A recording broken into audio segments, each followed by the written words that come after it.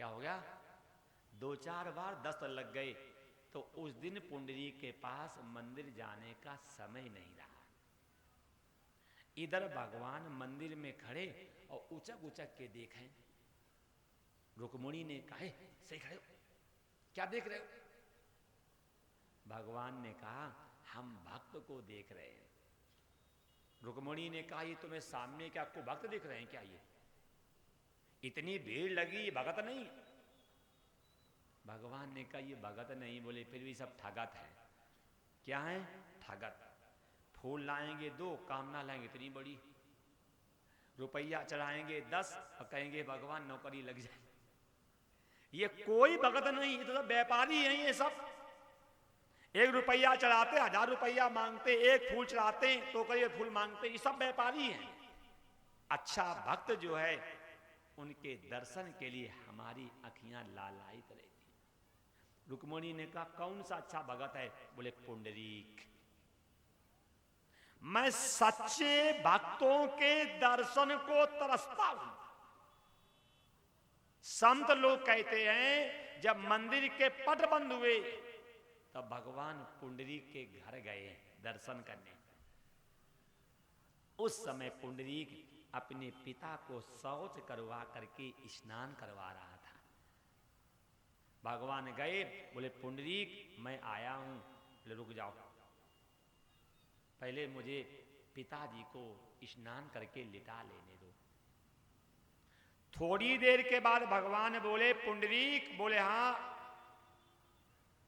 कौन से थे? विठलनाथ हैं? बोले मैं वो हूं जिनके दर्शन करने तुम रोज जाते थे, और मैं आपके दरवाजे पे आया हूं, कब से खड़ा हूं, आपने आसन भी नहीं दिया। जिस ईंट पे बैठ करके पिताजी को शौच करवाता था वही ईंट उठाई फेंक दी। बोले इस पे खड़े हो जाओ।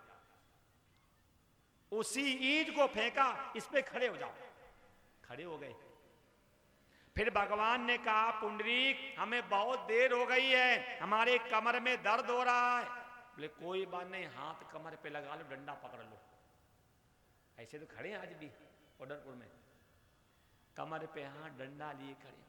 फिर भगवान ने कहा, पुंडरीक। बोले हाँ हम जा रहे हैं। तो पुंडरीक ने कहा, तुम्हें बुलाया किसने था? अरे अपनी मर्जी से आना तो अपनी मर्जी से जाना। भगवान ने कहा, मैं तुम्हारे दर्शन करने आया हूं, तुमसे बात करने आया हूं, तुम समय नहीं दे रहे हो। पुंडरीक ने कहा, जिस माता पिता की सेवा के प्रभाव से तो मंदिर छोड़ करके यहां आ गए, अगर उस माता पिता को छोड़ करके मैं तुम्हारे पास आऊं, धर्म है कि अधर्म? अधर्म है कि नहीं? ये माताओं से भी मैं आपसे कह रहा हूं, बच्चों को स्कूल जाना है तो टिफिन लगाना धर्म है, मंदिर जाना आपके लिए धर्म नहीं है। सास ससुर को सेवा की आवश्यकता है तो उसकी सेवा करना धर्म है। शिव चर्चा में जाकर के मुंडी हिलाना धर्म नहीं है। अगर आपका पति ड्यूटी पे जा रहा है तो उसका टिफिन लगाना धर्म है। मंदिर में जाकर के आरती हिलाना आपका धर्म नहीं है।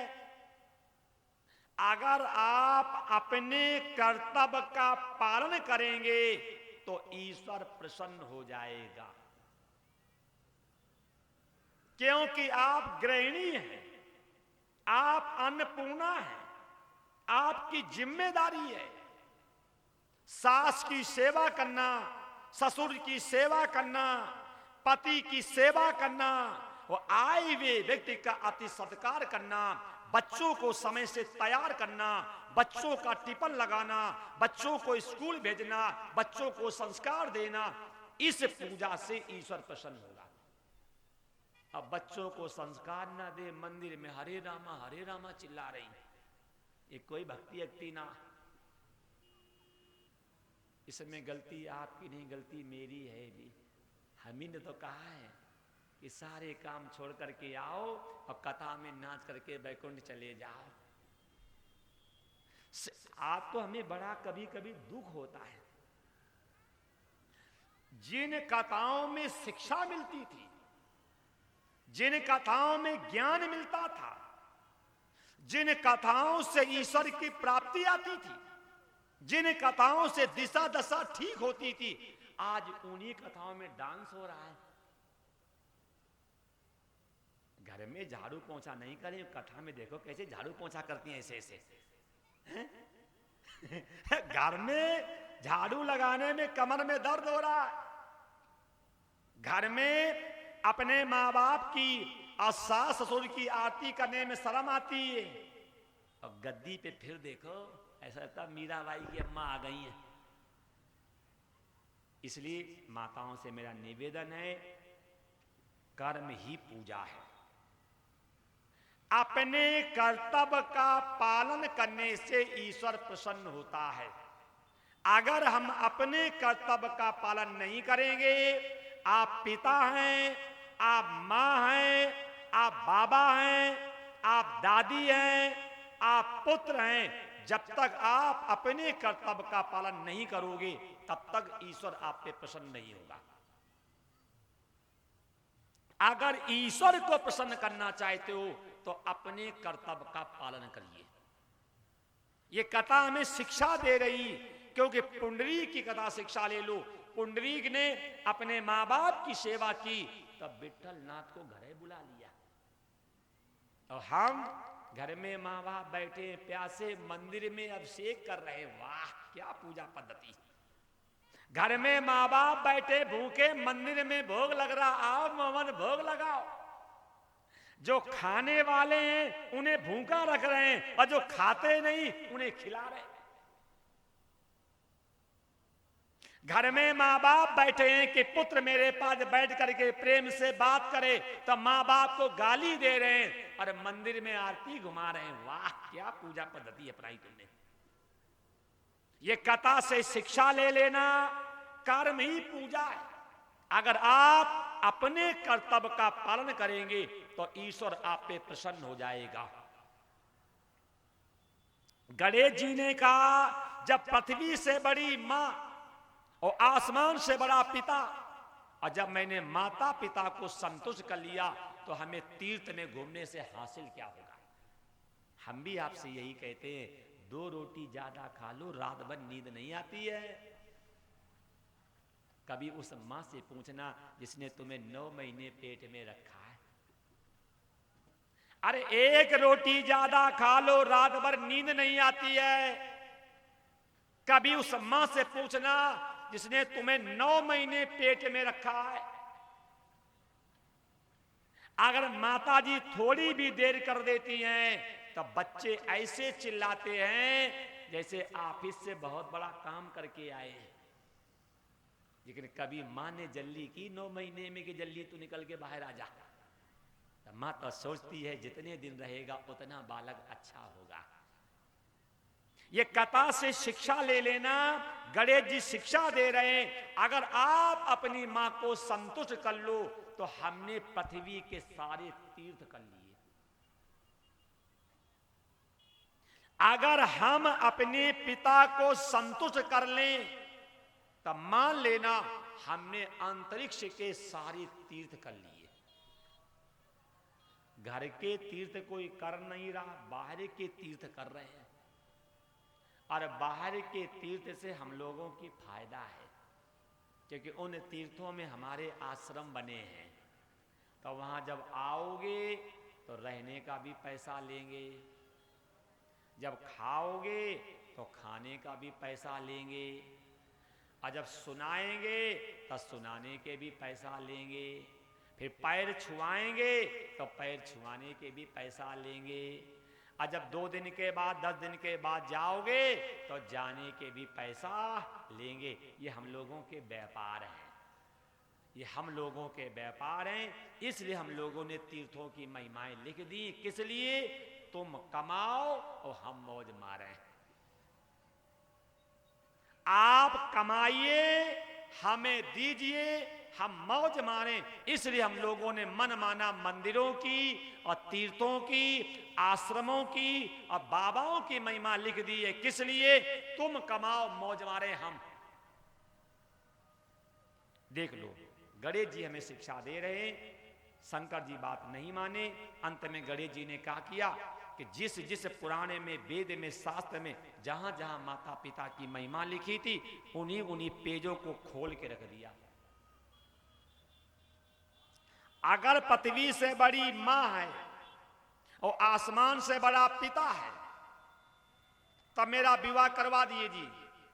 और अगर पृथ्वी से बड़ी मां नहीं है तो इन पेजों को फाड़ दीजिए, इन पेजों को ही फाड़ दीजिए जहां पे माता पिता की महिमा लिखी, उस पेज को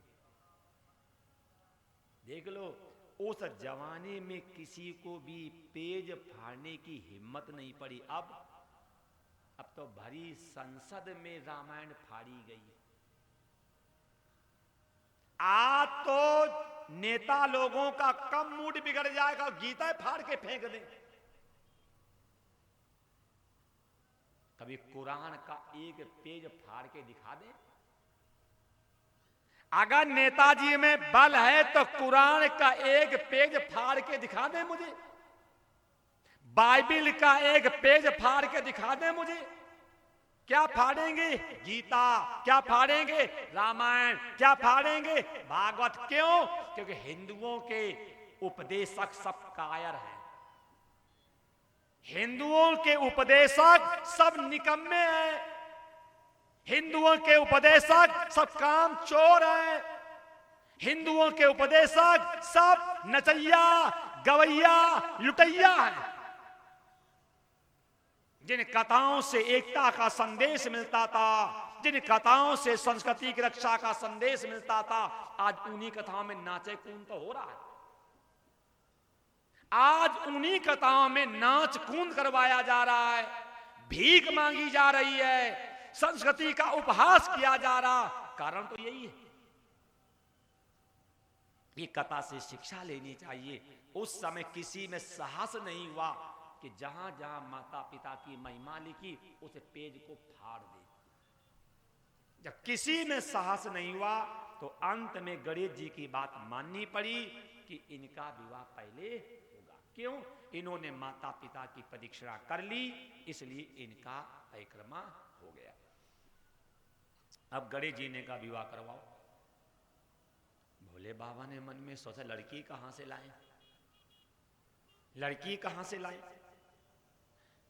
तो भगवान शंकर ने गणेश जी से कहा, बैठो भी 2-4 दिन व्यवस्था करें। बोले नहीं नहीं, ये बात नहीं हुई थी। बात ये हुई थी जो पृथ्वी का परिक्रमा पहले करेगा उसका विवाह पहले होगा। और जब हमने परिक्रमा कर ली तो हमारा विवाह करवाओ। अब भोले बाबा बड़े संकट में फंस गए, लड़की कहां से लाएं, लड़की कहां से लाएं? तो उसी समय भोले बाबा का दुख एक प्रजापति विश्वरूप को मालूम हुआ कि इस समय भोले बाबा का छोटा पुत्र अनशन कर रहा है कि मेरा विवाह करवाओ। अब मेरे पास 2 लड़कियां हैं, और अगर लड़की लेकर के जाएंगे तो हो सकता बिना दहेज के विवाह हो जाए। बारात जा रही हो और लड़की वाले मना कर दें, हम शादी नहीं करेंगे, और बिना बहू के बारात वापस आ रही हो और कोई लड़की वाला आ करके कहे कि हम अपनी बेटी तुम्हें देना चाहते, तुम दहेज मांगोगे कि अपनी बचाओगे इज्जत, क्या करोगे? आप सोचोगे कि इज्जत बच जाए मेरी, सोचो नहीं सोचोगे? तो इधर विश्वरूप ने भी सोचा, अवसर का फायदा लो। जैसे नेता नहीं कहते जिधर दम उधर हम, नेता लोगों की पार्टी मालूम क्या, उनकी पार्टी है जिधर दम उधर हम। इधर विश्वरूप ने भी सोचा कि इस समय गणेश अनशन पे हैं, अगर मैं लेकर के जाऊंगा अपनी बेटियों को तो हो सकता बिना दहेज के विवाह हो जाए। विश्वरूप अपनी दोनों कन्याओं को लेकर के गए, भगवान शंकर को देकर के प्रणाम किया, माता जी को प्रणाम किया। शंकर जी ने उनको आसन दिया, आने का कारण पूछा। शंकर जी ने आने का कारण पूछा, तब विश्वरूप ने कहा, महाराज बेटी पैदा होती है उसी दिन से माता पिता को चिंता सताने लगती है।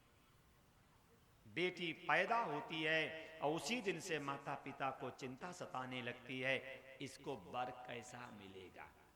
मेरी बेटी विवाह के योग्य हो गई है। तो मेरे मन में ऐसी इच्छा थी कि 2 मेरी बेटियां हैं, 2 तुम्हारे पुत्र हैं, अगर आप मेरी बेटियों का हाथ ले लें तो हम भी चिंता मुक्त हो जाएं और तुम्हारा भी परिवार बच जाए। बोले बाबा ने कहा ईश्वर ने सुन ली, ईश्वर ने सुन ली। बोले बाबा ने कहा ठीक है, तुम्हारी 2 लड़कियां हैं और हमारे 2 पुत्र हैं, तो एक लड़की इनके साथ कर दो विवाह। गणेश जी ने कहा नहीं पिताजी, एक पैकर्मा पे एक शादी थी। बोले हाँ, तो हमने तुम्हारे पैकर्मा करे हैं 7 और लड़कियां हैं 2, 5 और लाओ। भाई यही तो बात हुई थी कि एक प्रदक्षिणा कर करके जो आएगा उसका विवाह होगा पहले, और हमने तुम्हारे पैकर्मा करे 7, तब विवाह करवाओ 7। लड़कियां हैं 2, 5 और लाओ। देखो इसे कहते विद्वान सर्वत्र पूज्यते। कार्तिकेय जी पुरुषार्थ के प्रतीक हैं और गणेश जी विवेक के प्रतीक हैं। अब कोई भी काम करोगे और विवेक नहीं लगाओगे तो जैसे कार्तिकेय उपहास के पात्र बने, ऐसे हम और आप भी उपहास के पात्र बनोगे। इसलिए मैं आपसे बार बार कहता हूं अपने विवेक का आदर करो। लेकिन हम लोग अपने विवेक का आदर नहीं करते हैं। ये समितियां बनाई जाती हैं, देखते हो, समितियां बनाई जाती हैं और भीख तुमसे मांगी जाती है और रुपट्टा हम डाल करके सीना चौड़ा करते हैं। दाम तुम्हारा नाम हमारा है, ये है ना? बोलो बोलो। समितियां बनाई जाती हैं, जेम तुम्हारी काटी जाती है, नाम अपना बढ़ाया जाता है, पैसा तुमसे लिया जाता है, तुम्हें नीचे बिठाया जाता है, अपना मंच पे चढ़ जाते हैं। क्यों? क्योंकि हम लोग अपने विवेक का आदर नहीं करते हैं। अगर हम लोग अपने विवेक का आदर करने लगे, अपनी बुद्धि का प्रयोग करने लगे, तो कहीं ऐसा हो सकता क्या?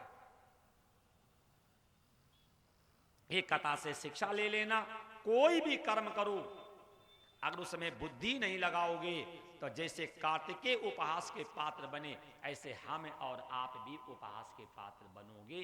कोई काम करिए उसमें विवेक लगाइए। अंत में विश्व रूप की 2 कन्याएं थी, रिद्धि और सिद्धि। उनका गणेश जी के साथ विवाह हो गया, प्रेम से रहने लगे, ईश्वर की कृपा हुई, इनके 2 पुत्र भी पैदा हो गए, नामकरण संस्कार भी हो गया, नाम रख दिया क्षेम और लाभ। देखो तो पिता मां श्रद्धा विश्वास है, माताजी श्रद्धा और पिताजी विश्वास।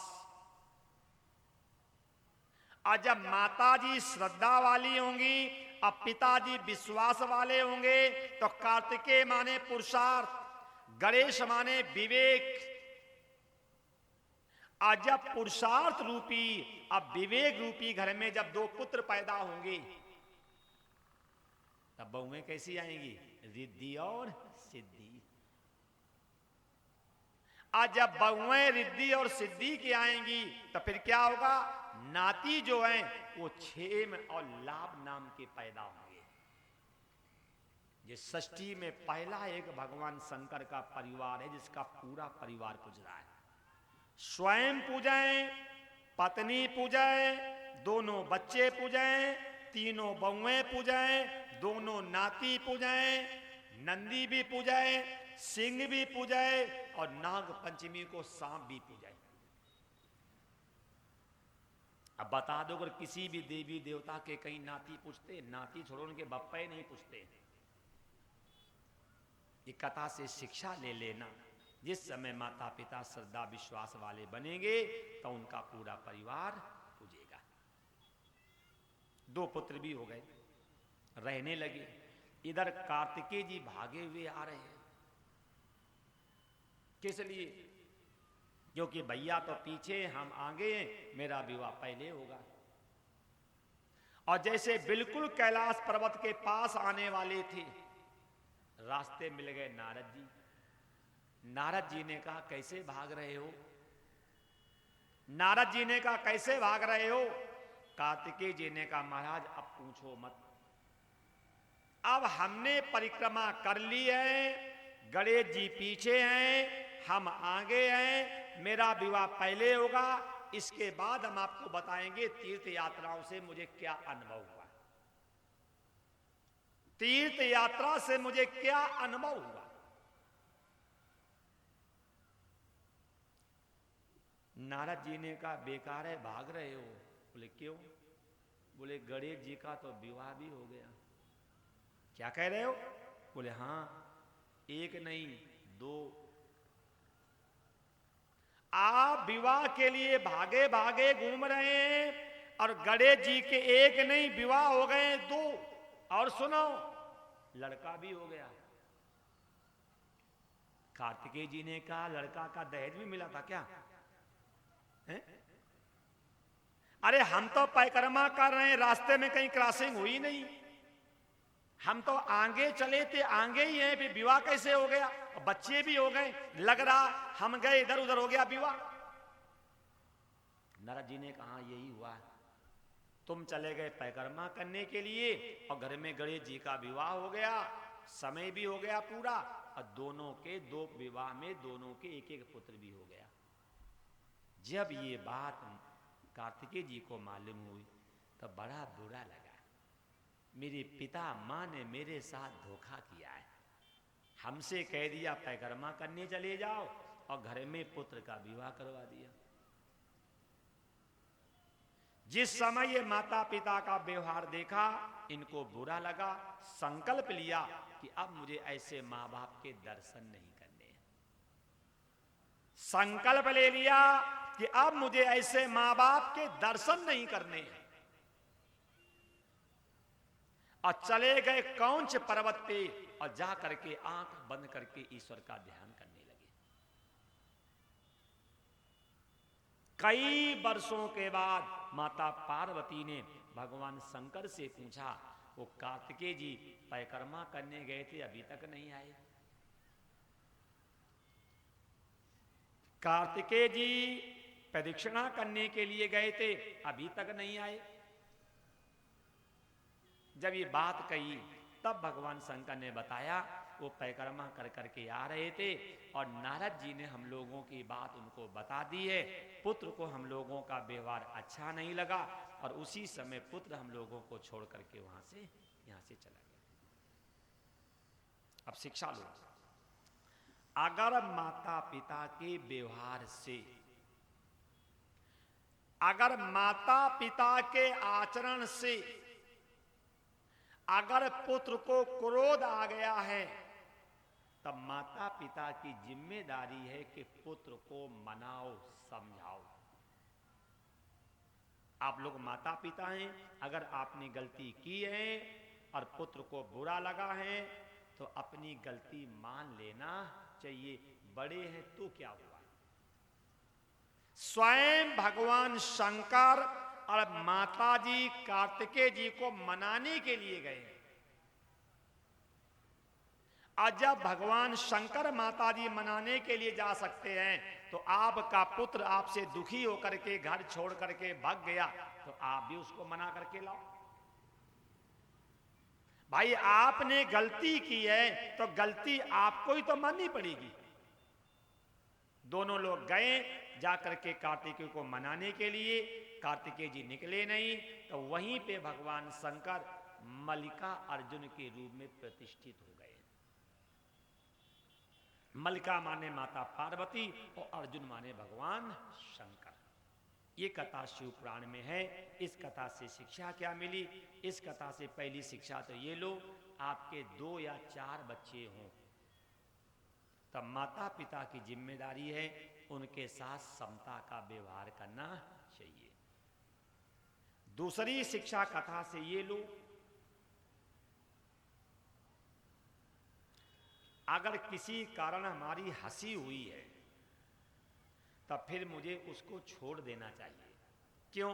कार्तिकेय जी ने मन में सोचा विवाह के कारण तो हमारी हंसी हुई है, तो संकल्प ले लिया कि अब मुझे विवाह करना ही नहीं है। तीसरी शिक्षा लो, तीसरी शिक्षा कथा से ये लो, कोई व्यक्ति परदेश से आ रहा है घर, और घर में कोई ऐसी घटना घट गई है कि जो परदेश से आ रहा है वो शायद बर्दाश्त नहीं कर पाएगा, तो उसे बीच में बताना नहीं चाहिए। क्यों? घर में जाएगा, बहू को देखेगा, भतीजों को देखेगा, जब भतीजे ताऊ जी कह करके आएंगे तो हो सकता तुम्हारा क्रोध शांत हो जाए, हो सकता है तो तुम्हारा क्रोध शांत हो जाए। तो एक कथा से शिक्षा लो आप। अगर किसी कारणवश घर में कोई ऐसी अशुभ घटना घट गई है, किसी को बताना मत, घर में आएगा, हो सकता उस घटना को बर्दाश्त कर ले, और बीच में बता दोगे उसे क्रोध आ गया, कहीं छोड़ के चला गया तो। अगर नारद जी ने बीच में बताया ना होता, अगर नारद जी ने बीच में बताया ना होता तो कार्तिकेय जी गुस्सा में भाग करके जाते क्या? और कथा से शिक्षा ले लो, पृथ्वी से बड़ी मां है और आसमान से बड़ा पिता है। और कथा से शिक्षा लो, आप कोई भी पुरुषार्थ करें, अगर आप अपने विवेक का आदर नहीं करेंगे, आप कोई भी पुरुषार्थ करिए, अगर उसमें विवेक नहीं लगाओगे, तो जैसे कार्तिकेय जी उपहास के पात्र बने, ऐसे हम और आप भी उपहास के पात्र बन सकते हो। बिना विचारे जो करे सो पाछे पछताए, काम बिगाड़ो आपनो जग में होए हंसाए। कोई भी काम करिए, अपने विवेक का आदर करिए। आज हम लोग अपने विवेक का इस्तेमाल नहीं करते, इसीलिए तो हम लोग आपको पागल बना रहे हैं, गुमराह कर रहे हैं। और कथा से सबसे बढ़िया शिक्षा मिलती है, हम लोगों को साधना करनी चाहिए।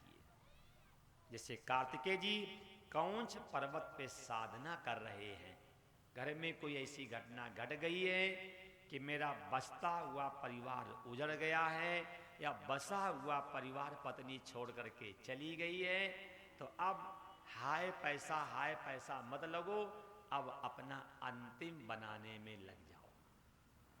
क्यों? कार्तिकेय जी को मालूम हुआ विवाह तो हुआ नहीं, उपहास के पात्र बन गए, अब विवाह करके करेंगे क्या? अब हम तपस्या करेंगे।